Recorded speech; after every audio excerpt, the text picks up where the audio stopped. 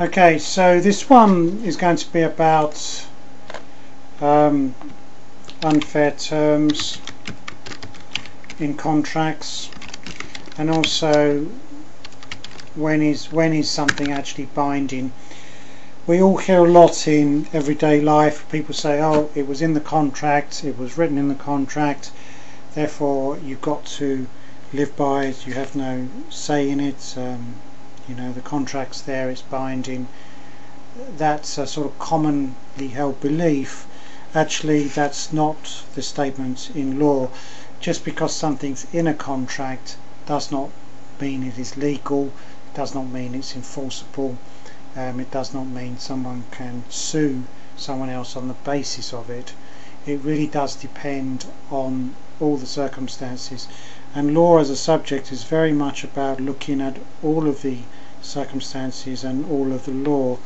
And in this particular video I'm going to just highlight one of the issues that does come up with contracts, and that's if the contract is talking about something which is fundamentally unfair. So if, for example, there were two parties engaging in a contract, let's say one company, a distribution company, had formed a contract with a retailer, then one of the considerations, distribution company with a retailer, so one of the considerations in law is when these two organisations, a very large one, a distribution company, and a very small one, a retailer, form a contract, there wouldn't really be the opportunity for the retailer to negotiate many of the terms.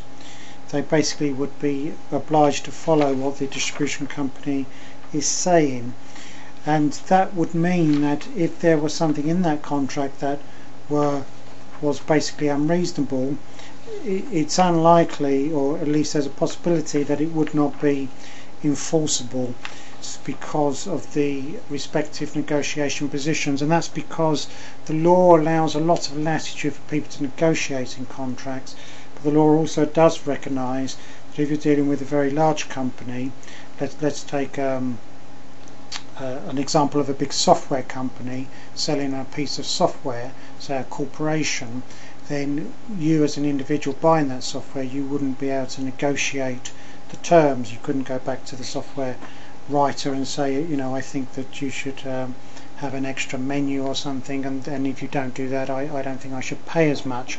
You basically don't have the room there for negotiation. So the law would recognise that, and that could mean parts of the contract were unenforceable. There is statute on this, and it's called the Ucta, just called Ucta, which is the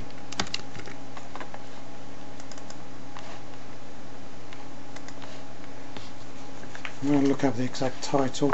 So Ucta is the Unfair Contracts Act, Unfair Contract Terms Act, 1977. I'm just going to get the exact look up the exact title here. So it's the Unfair Contract Terms Act, 1977, and that would be the relevant law here. So you can always find that in Google, and like, as I said, like all law, there are lots of conditions, so you really have to examine the conditions and what would apply and what wouldn't apply. So it's the Unfair